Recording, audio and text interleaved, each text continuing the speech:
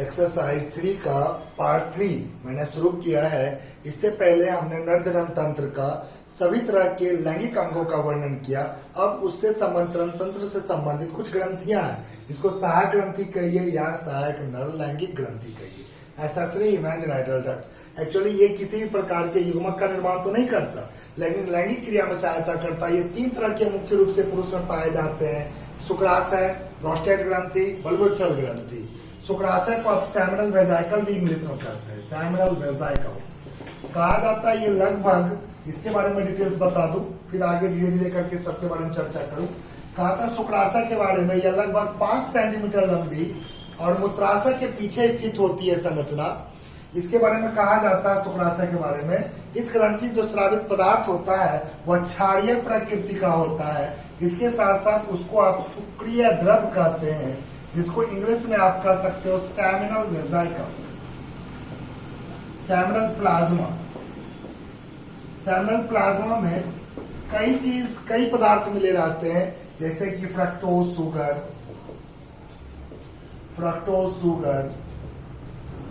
इसके साथ साथ कैल्शियम,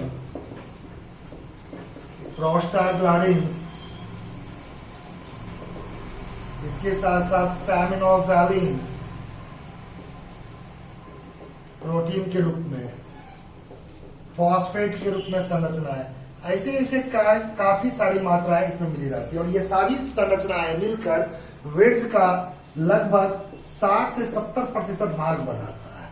यहाँ पर जो फ्रक्टोज शुगर है, वीर्य में शुक्राणु है, उसे पोषण प्रदान करता है, ये पोषण प्रदान करता है। यहाँ जो प्रोस्टाग्लैंडिन्स है, ये खास करके जब वीर्य प्रवेश करता है, शुक्राणु प्रवेश करता है मादा के योनि में, तो फिर वहां पर मादा के योनि में संकुचन उत्पन्न करके आसानी से प्रवेश करने में मदद करता है।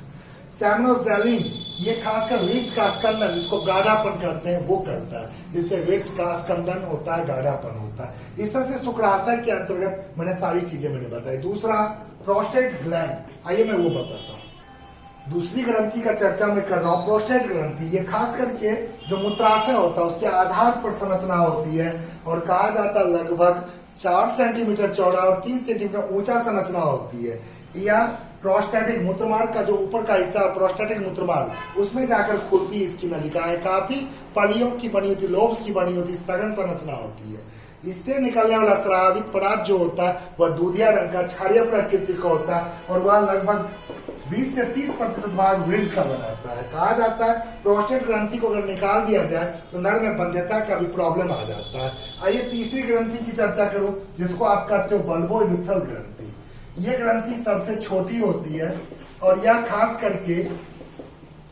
ग्रंथि खास करके जो प्रोस्टेट और सिस दोनों के बीच में स्थित होता है, छोटा सा भाग झिल्ली में मूत्रमार्ग, वहां पर खुलती है। इसे एक साइंटिस्ट ने स्टडी किया था और अपने नाम पे रखा कॉपर्स ग्रंथि। कहीं कहीं किताब में कॉपर्स ग्लैंड भी लिखा मिलेगा। एक्चुअली यह एक जोड़ी ग्रंथि होती है और यह खास करके मूत्रमार्ग में खुलती है। इससे निकलने वाला जो संरचना होता है, स्रावित पदार्थ होता है, वह स्रावित पदार्थ क्षारीय प्रकृति का होता है। उसमें अधिक मात्रा म्यूकस होता है, जो मूत्रमार्ग को यानी मूत्रोजनन मार्ग को आप कह सकते हैं, उसमें अम्लीयता, जो मूत्र की अम्लीयता उसको समाप्त करता है और मार्ग को चिकना बनाता है, शुक्राणुओं को जाने में, गमन करने में आसानी होती है। आइए संपूर्ण आपने जनन तंत्र पढ़ा, अब मैं कुछ नर जनन तंत्र के कार्य के बारे में चर्चा करूं। आइए नर जनन तंत्र जब समाप्त आपने किया, उसका कार्य जान लीजिए। अलग अलग अंग है, अलग अलग उससे कई कार्य भी आपने देखा। अलग अलग कार्य के रूप में आप सबसे पहला आप देखते हो नर हार्मोन, जिसको आपने टेस्टोस्टेरोन कहा। यह हार्मोन खास करके नर जनन तंत्र से ही बनता है, जिसको विल्सन ने बनाया था।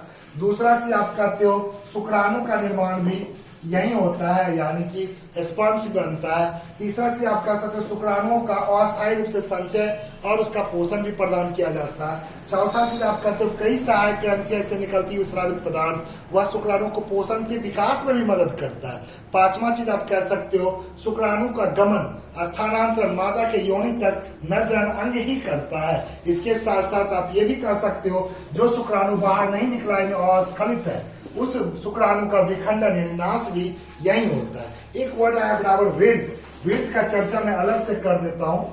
वीर्य है क्या? SEMEN कहा जाता है मैथुन क्रिया के समय जब उत्तेजना अधिक होती है तो नर के जो मूत्रोजनन छिद्र है उससे निकलने वाला स्रावित पदार्थ दूधिया रंग का पदार्थ खास करके उसी को आप कहते हो वीर्य कहते हो। वीर्य के बारे में कहा जाता है अलग अलग कार्य भी इसका है। क्या क्या कार्य है वो मैं बताता हूँ। तल माध्यम के रूप में होता है जो कि आसानी से शुक्राणुओं को गमन करने में सहायता करता है। दूसरा चीज आप कहते हो क्षारीय प्रकृति का होता है वीर्य, जिसके कारण मूत्र मार्ग चाहे वो नर का हो या मादा का योनि मार्ग दोनों में मूत्र की अम्लता को समाप्त करता है। तीसरा चीज आप वीर्य के बारे में आप कह सकते हो शुक्राणुओं को पोषण भी प्रदान करता है। चौथा चीज आप कह सकते हो वीर्य में जो सहायक ग्रंथि और स्रावित पदार्थ होता है वह स्रावित पदार्थ कहीं न कहीं शुक्राणु को पोषण और भी प्रदान करता है। इस तरह से आपने नर जनन तंत्र से संबंधित सभी तरह के टॉपिक को मैंने बताया। आइए मैं बात करूं मादा जनन तंत्र। मादा जनन तंत्र, नर के बाद मादा का चर्चा करता हूं। तो मादा जनन तंत्र फीमेल रिप्रोडक्टिव सिस्टम, ये भी आप अगर देखो तो आप मानव के बारे में पढ़ना चाहते हो तो मादा जनन तंत्र स्त्री का जनन तंत्र जो होता है वह स्त्री के शरीर के पैल्विक रीजन जिसको श्रोणी भाग कहते हो यहाँ स्थित रहता है। और इसमें भी कई तरह की संरचनाएं होती है, जननांग होती है। जननांग, लैंगिक जननांग और सहायक ग्रंथियां कुछ होती है, सबसे मिल करके आपका जनन तंत्र का निर्माण होता है। स्ट्रक्चर के द्वारा मैं समझाऊं। आइए मानव के स्त्री जनन तंत्र को मैं स्ट्रक्चर द्वारा समझाना चाहता हूँ। आपके बोर्ड पर मैंने स्ट्रक्चर मैंने ड्रॉ किया है। इसमें स्पष्ट रूप से मैं बताना चाह रहा हूँ सबसे मुख्य अंग जो है प्राथमिक जननांग अंडाशय, जो कि आप देख रहे हो एक जोड़ी है। अंडाशय जहाँ अंडाणु बनते हैं या अंडाणु फेलोपियन नलिका, इसको अंडवाहिनी कहते हैं। अंडवाहिनी का अलग अलग हिस्सा मैंने दिखाया है। अंडवाहिनी का संकीर्ण हिस्सा जो गर्भाशय में खुल रहा है गर्भाशय है, जिसका स्थमस नाम है। स्थमस के बाद तुम्बिका, फुला हुआ मुड़ा हुआ संरचना, उसे सबसे निचले छोर पर इन्फंडिबुलम दिखा है। इन्फंडिबुलम के पास अंगुली नुमा संरचना मैंने दिखा, इसको झालर कहते हैं। जब अंडाणु बाहर आता है झालर के द्वारा कैचअप किया जाता है, ग्रहण किया जाता है और इसके द्वारा यह गति आगे चलता है।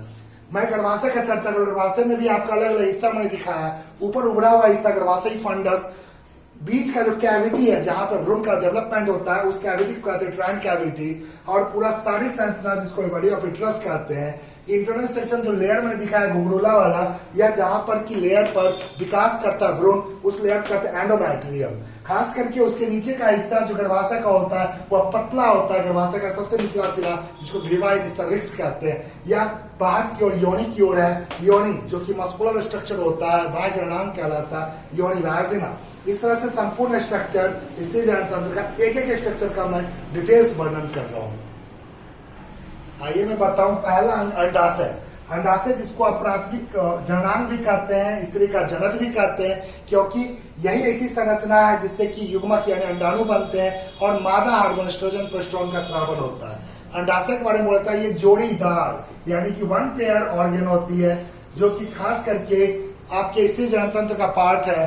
अंडाशय के बारे में कहा जाता है प्रत्येक अंडाशय जो है उसका मेजरमेंट देखा जाता है लगभग 2 से 4 सेंटीमीटर लंबा, 2 से 4 सेंटीमीटर लंबा, लगभग 2 सेंटीमीटर चौड़ा और 1 सेंटीमीटर मोटा होता है। इसके बाद डायमेंशन मैंने बताया। अंडाशय जो होता है वह पैल्विक रीजन में स्थित होता है और वह स्नायु जिसको लिगामेंट कहते हैं गर्भाशय से स्नायु द्वारा जुड़ा रहता है। अंडाशय के बारे में बोला जाता है। इसका जो स्ट्रक्चर है उसका इंटरनल स्ट्रक्चर जानने के लिए इसका स्ट्रक्चर बताता हूं जिससे बेहतरीन इसकी जानकारी होगी। आइए अंडाशय का आंतरिक संरचना जानने के लिए उसका टीएस यानी एंडोप्लास्ट काटते हैं तो आपके अंदर का स्ट्रक्चर दिखता है। यह जो लेयर है सबसे ऊपर का लेयर जिसको ट्यूनिका एल्बुजिनिया कहा जाता है, कवर किया जाता है। उसके नीचे जो एक लेयर होता है उसको जर्नल एपिथेलियम जड़ उपकला, जो कि अंडाणु बनाने में सहायता करता है। आप इसके अंदर का सामूहिक भाग को स्ट्रोमा कहते हैं। स्ट्रोमा 2 भागों में बटा हुआ। सेंट्रल रीजन जो उसको मेडलरी स्ट्रोमा, मध्यस्थ स्ट्रोमा कहते हैं, और किनारे वाला जो स्ट्रोमा है उसको कॉर्टिकल यानी कि वल्कूटीय स्ट्रोमा कहा जाता है। पीठी का हिंदी में कहते हैं स्ट्रोमा को। अब सेंटर में जो है उस मध्यस्थ में आप देख रहे ब्लड वेसल्स यानी रक्त की वाहिनियां जो रक्त की आपूर्ति करता है। इसके साथ साथ कई तंत्रिका अनेक तंत्रिकाएं बिखरी रहती है। किनारे वाला रीजन में छोटा छोटा अनेक कोशिकाओं का गोलाकार संस्था बनता है। इसको ओवेरियन फॉलिकल अंडाशयी पुटिका कहते हैं। प्रत्येक पुटिका में अंड कोशिका होती है जिसको मैं विकसित होते हुए दिखाया है। यह परिपक्व होता है, इसको ग्राफियन फॉलिकल कहते हैं, जो कई आवरण से बना होता है। और यही एक बार जब पूर्ण रूप से परिपक्व होता है अंडाशय फट करके अंडाणु बाहर निकलता है। जब यह बाहर निकलता है तो ये फिर से पुटिका टेढ़ा मेढ़ा संरचना में जुड़ जाता है, जिसको कॉर्पस ल्यूटियम कहते हैं। यह धीरे धीरे नष्ट होने लगती है, जिसका नाम कॉर्पस अल्बिकेंस कहते हैं। इस तरह से अंडाशय का संपूर्ण संरचना मैंने स्टडी कराया। नेक्स्ट वीडियो में दूसरा पार्ट का चर्चा करूंगा, अंडवाहिनी।